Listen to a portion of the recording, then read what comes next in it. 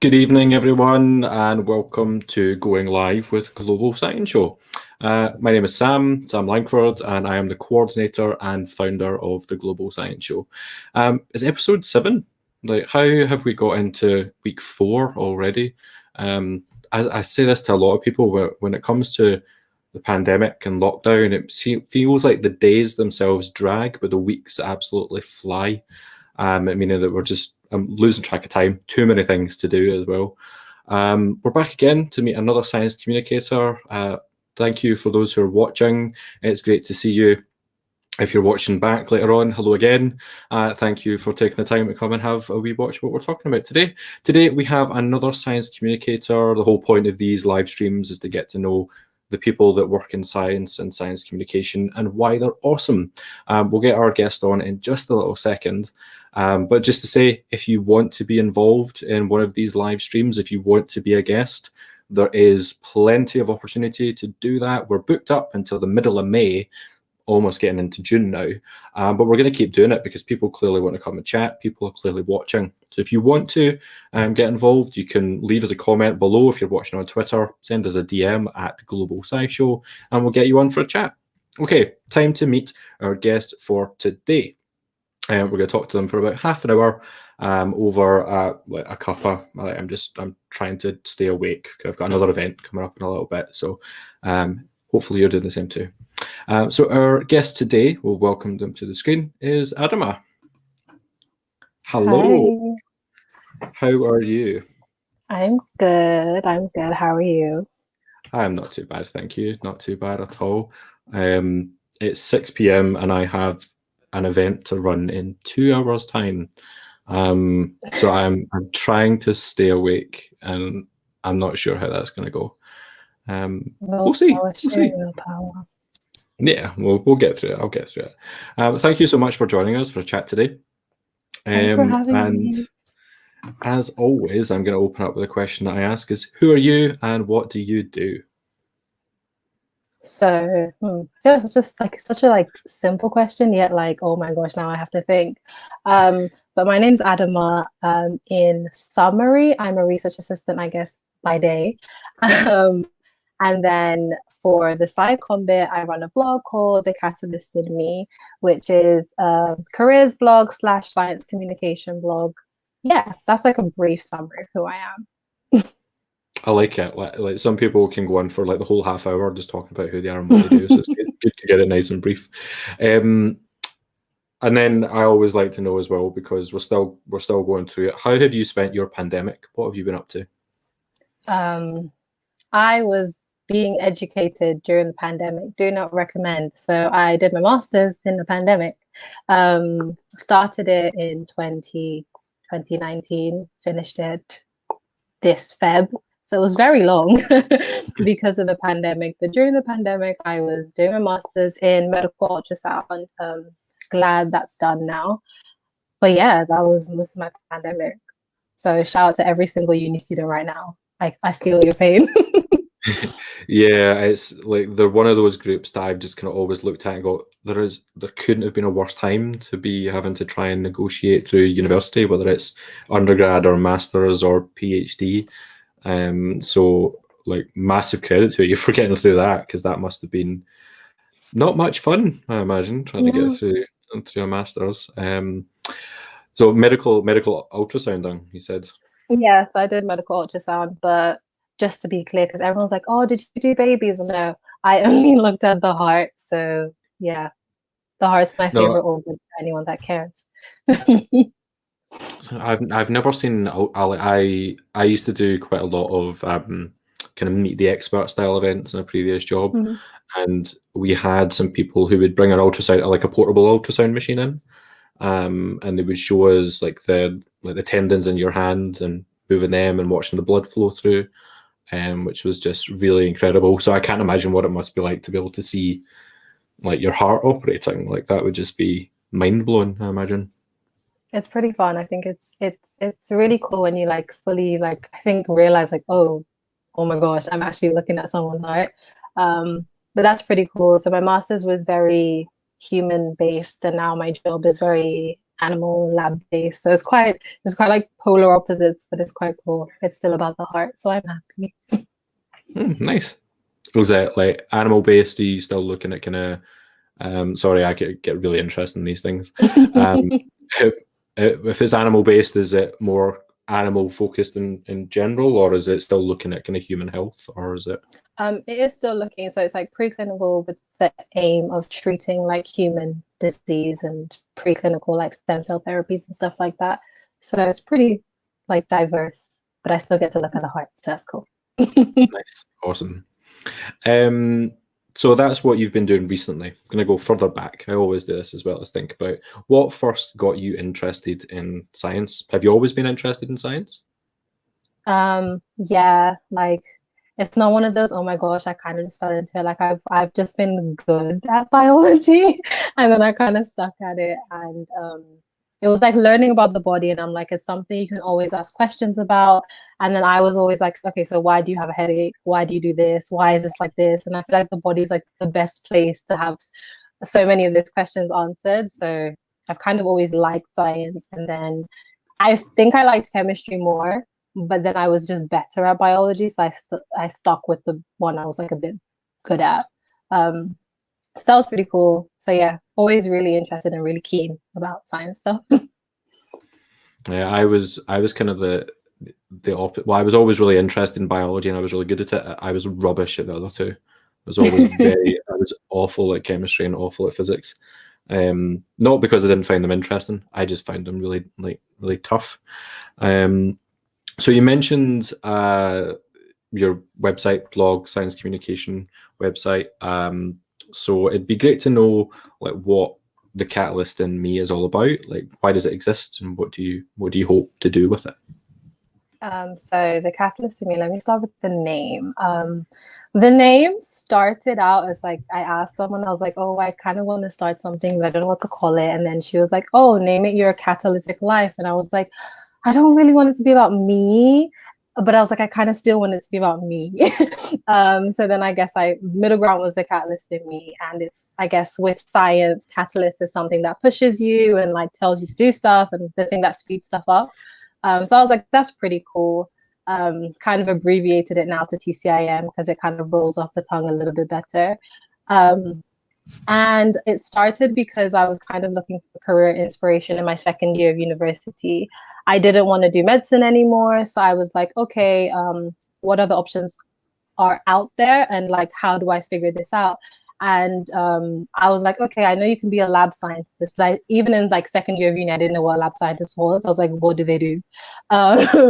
So kind of going through a mini crisis and started asking people. And I attended this Women in Science event and I just started from there. I was like, hey, I want to start a blog. Can I interview you about your career, please? And then people said yes. And people are so kind. So I'm like, thank you for saying yes. I asked like, I kind of hounded a few of my friends. I'm like, I'm starting a blog. Can I ask you questions? You do science, please.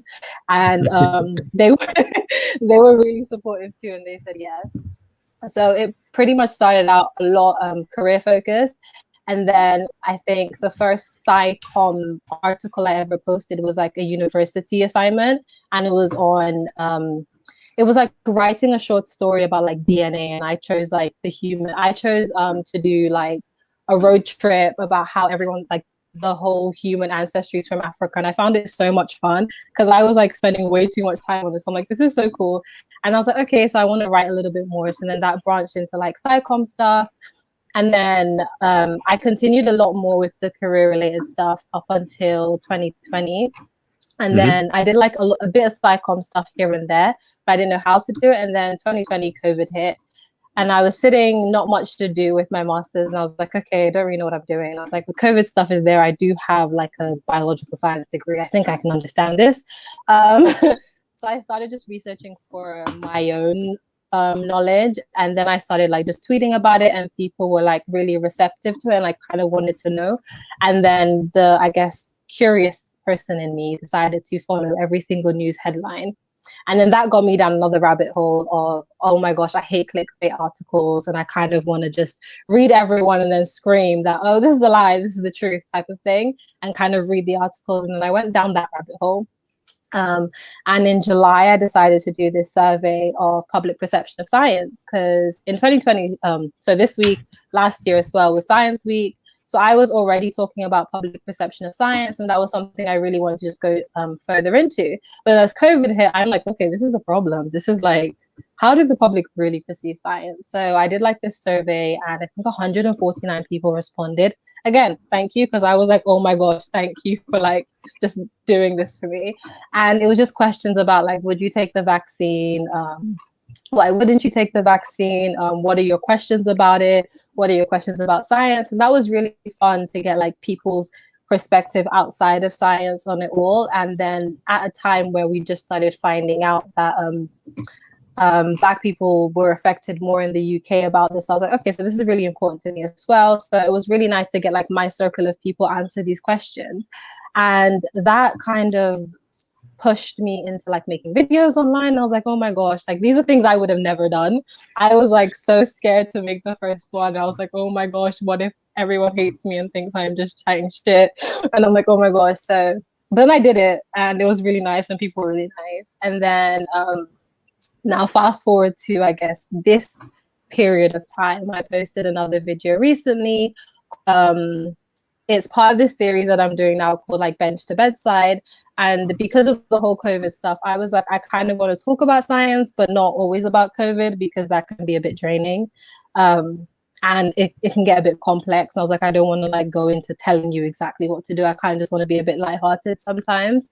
So that started the idea of doing this series where I would just talk about science that I like. And I started with male contraceptives because I'm like, well, I need to know more about them. I don't know why I need to know more about them, but I was just like, I just want to know more. So that first video, I posted it now, and that was really cool. So the whole idea of the series is to kind of get people talking a lot more about like current science and science that I'm into, and not just people in science, but people that wouldn't regularly talk about science. So it's just like, hey, scientists are doing this, by the way, and this is why it's important, and trying to make it as short as possible, but also not dumbing it down per se. And I guess the bigger goal of what I want TCIM to be, I think I really want it to be a really nice career hub for people to see, like, okay, this is what I could do with my degree, whether is this is what I can do with my degree, like from a life science background specifically, whether it is science communication, whether I want to be in academia, whether I hate science completely and want to leave. I kind of want it to be a really open place where you can come see what people were thinking at like a point in their career. And then even if people come back, that would be great. And I guess with this SciComm bit, I think I just want to grow and explore my interest in science. So there's no pressure there for now. So I'm just trying to try different formats. So like videos, try changing up how I write my blog posts. Do I want to just like tweet random ideas? So just figuring out how I want to SciComm is what I see for like the next, I don't know, 6 months. It's a lot of stuff, like to have done, and that's like it's really impressive. I think you're absolutely right about like exploring the different types of SciComm that you want to do, or the different formats. Is there any that you found to be like the most comfortable? Like saying you're still exploring it, but are there any of the types like blogs or videos that you're most comfortable doing, or is it all just still a learning process at the moment? I think I'm most comfortable writing because I can like filter my thoughts or just write everything down and not have to worry about it being perfect. While videos, I think I try not to. I think videos are just harder for me. I just struggle with them, but I'm trying. But I like writing a lot more than any other form. And I guess just randomly talking on Twitter is quite nice and therapeutic. Yeah, no, I completely get you in terms of over the past year, I know so many people who have made their first ever video, and they would never have thought that they would have done it, and found to their surprise that they actually really enjoy it, and you still find it difficult. It is not easy, but that it's been a bit of a thing that's just exploded into their life a little bit. I've got the website open just now. It's like really, really good. And I'm not just saying that because you're here. I'm not just saying that because you're here. It is really, really good. In terms of the public perception of science, you said 149 people. Yeah, there you go. 149 people over 6 weeks. Like that's like That's ridiculous numbers. Like, I was how like, did I how did think you do that? my aim was really 50. So I was like to my sister, because she's literally the, I don't know, I think she's like my sounding board for everything. And when I want to do something, she really like supports me. So I went to her room and I was like, oh my gosh, I want to do this. If 50 people reply me, I think I'm amazing. And then I think I did it for 1 week and I think I got 50 in a week. And I was just like, okay, people are actually responding to this. So then I started like posting it on like my personal Instagram, posting it on Twitter, and I started posting it like every single day, like please, please, please, please, please, please, please, please reply.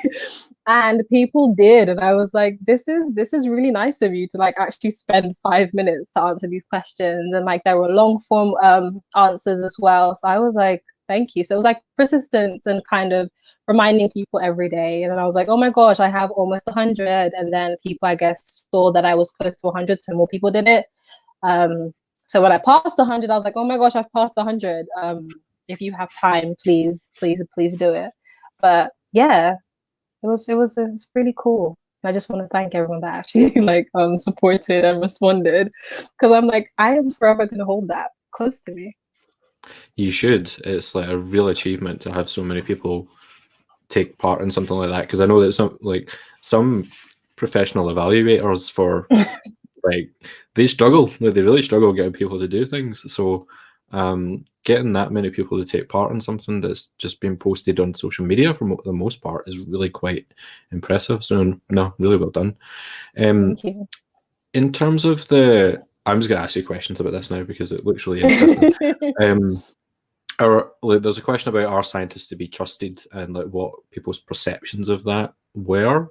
Um, so I don't know, like how far back I'm going to make you have to go into your memory about this, but like what sorts of things that were people saying when it comes to like science as a trusted, or scientists as like a trusted source of information?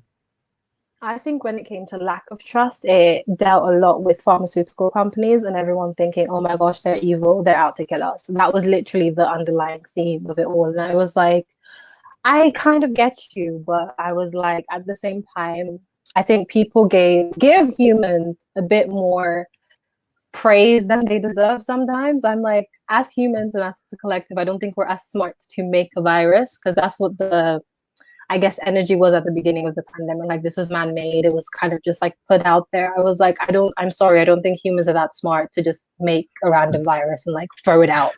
Um, so I think a lot of people's concerns were around pharmaceuticals and them like making the virus to make a vaccine. I'm like, that's very stressful.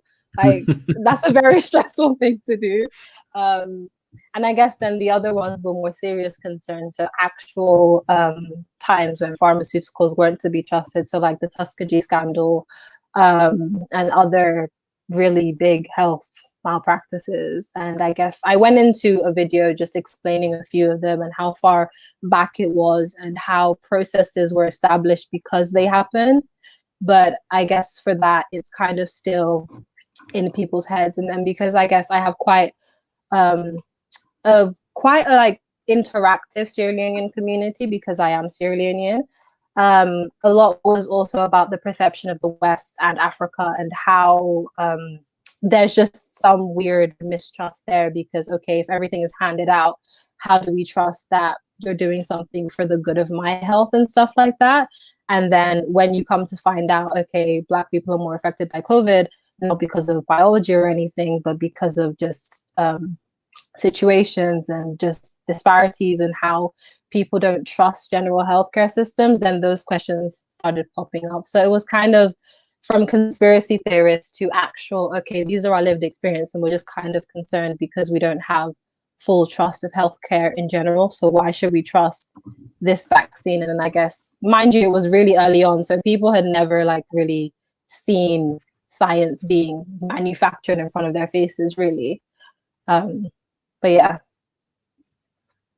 Hmm.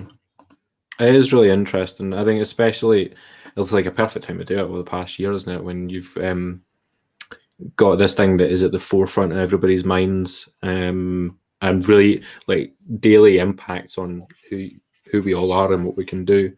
Um, and I think for a lot of people, quite rightly, they don't trust like medicine and healthcare systems because of systemic issues. Systemic issues because of racism.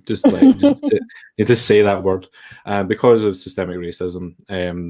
And it's really good when you've got projects like yours that's showing where the worries are and how we get people to actually talk about these things. And when I say actually like people, I mean more science communicators that need to be talking about this, and talking about the reasons that we have, you know, fake news and false information and people's mistrust in science.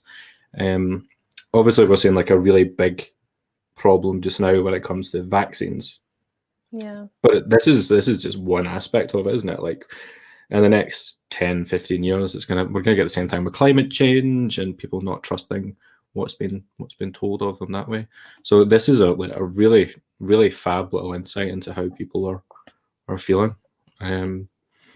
So you also mentioned about the website that you were really keen for it to be a resource to talk about careers that people do in science. You got, it seems like you got quite a few different people who have put careers up in here.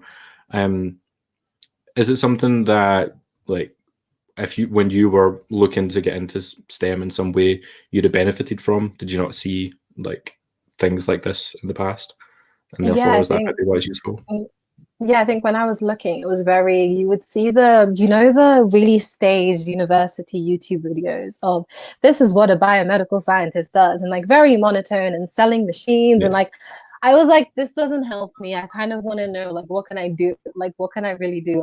What are the struggles? What should I know?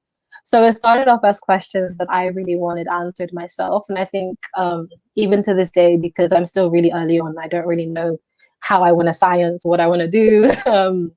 So it's still very much questions that I think I ask myself when I try and make decisions, that I try and like ask other people. So I'm like, okay, these are questions I would find useful myself. So hopefully other people would find useful. But yeah, very much me looking for guidance in everybody. It's like even as like a cisgender white male, I didn't see a lot of that sort of thing growing up as well. It's so good to see more things like this popping up with different people in science and what they do and where they come from and what the different like job roles are. Especially in the world of science communication, we don't talk about it enough. We don't talk about we talk about what is science and what do we do in a lab, but I don't think there's enough like there's not enough of a emphasis on the realities of the job market. Yeah. And even the like precise, like what do you actually do in the lab, and like how different fields like very different. So I got a computational biologist would always be at a computer, might not always be at a computer. They're just these like really random things that people do. And until you ask people like, hey, what do you do in your day job? Like, what do you actually do day to day? It's kind of hard to envision yourself even in that role. Like, I think I'm a super prepared person. Like, I kind of do a bit too much research. So it's like, I kind of really want to know like everything you do. Like, what do you do? What are the boring bits? What are the fun bits? What are the struggles? Tell me now, please. So I know before I like do it. So that was also motivation behind it. And I think we just need to know what people do more, because that's how you can kind of mold your career or see like, okay, I like bits of this, or even just seeing like a job title. I think when I was to find something different, you might find something the same, but hopefully it's useful. And then there's some people that have been like working for years and then go on to do medicine, and you're like, why? But it's like, it just shows you like the different areas and the different motivations that people have. Yeah, no, absolutely. Right, that's 25 minutes. Like, how does this time go so fast? Thank you so much for joining us and for having this chat. I like to end, and I'm going to try to do this more, is a lot of what I'm trying to do here is to get more people interested in science communication, or if you're a little bit interested, to know more about the people that are in SciComm. And I think a big part of that would be to know, when you were first thinking about science communication, what are the things that you would have loved to have seen that would have made it easier for you, aside from website with like careers resources that would have made it easier for you. So What sorts of things would you have thought? I think maybe when I first started, I didn't look hard enough, because now I think if you look on Instagram, you see like loads of really inspiring people doing psychom in different ways. So I think when I was first starting, I think the biggest thing is to just start. Like whatever you want to do, just do it. If you want to post a video, just post it. Even if like two people watch your first video, just post it, and it kind of gets you into the rhythm of doing whatever you want. So yeah, I think it's more like doing your research into like looking at the type of psychom that you want to do. So if you want to, I don't know, make TikToks, just watch a few TikToks that you like and then make one yourself. Like I think don't put too much pressure on yourself that you have to know a lot of science or you have to like get everything perfect. Like feel very comfortable to make mistakes. And that's what I'm telling myself this whole year. So I'm gonna be try and be comfortable making mistakes. So yeah, that's what I'll tell anyone like wanting to start. Like just start. Like if you feel like you want to do it, just write anything you want. Tell someone with a blog, hey, I don't want to like pay for a website right now. Can I post my blog post on your blog? I'm happy to do it if anybody wants to. And just start like that, because you might think, oh, I have to make a website, I have to do this, but there are a lot of people that are willing to just put your stuff somewhere or just post it on Instagram. Literally DM someone that does psychom and ask them. Like stuff like this also is a nice way to just get yourself into it. Yeah, I think that you made a really important point there about like don't feel like you need to be perfect and don't feel that mistakes are a bad thing. Mistakes are actually a really good thing for us because we learn so much from them. And I completely agree about like if there's a cool psychom person, DM them, ask them, is there something I can get involved in? Is there a place I can host my blog, or put a blog post up? So yeah, like your website's great for that. There's also like Science on a Postcard by Heidi Gardner. She does similar things where she hosts people having like blog posts up there as well. Yeah, loads of different ways that you can just fire yourself right into science communication, especially in this digital world now. There's so many ways you can get your stuff out there. Absolutely. Right, we're coming up to past. Thank you so much for joining us today. It's been an absolute delight. Like the time has gone so quickly. So before you go, I'm just gonna make sure that anyone who watches back can get a little look at your website. I'm not going to share the screen. I'm just going to put on a little banner. Yeah, there it's there. Oh, thank you. So that people can see that. So you can go and check out www.thecatalystanme.com. Thank you so much again. Thank you for having me. No problem. I'm going to use the power that I love, which is that I can just I can throw you out. So thank you. And hopefully we'll see you again soon. Another half an hour, like it goes so incredibly quickly. Thank you so much for those of you who've been watching along. We've got a comment there from like the Bloodhound Education folks and doing a great job, be inspired. So thank you for that comment. Yeah, another day gone. It is quite late in the day. I'm starting to lose a little bit of energy, as you can maybe tell. Thank you, folks, for coming to take part today. We'll be back again on Thursday at 12 p.m. for another amazing guest. We'll be back with Nuzhat. So yeah, have a great evening. I'll see you all soon. Oh, one last thing. The Global Science Show monthly event is back on Friday this week. So between 9 a.m. and about 8:30 in the evening, we've got STEM ambassadors from all over Scotland showcasing their own little slice of science. So 9 a.m. GMT to about 8:30 in the evening GMT. We'll have amazing science communicators every 15 minutes. So don't forget to check that out. Otherwise, take care and we'll see you all very, very soon.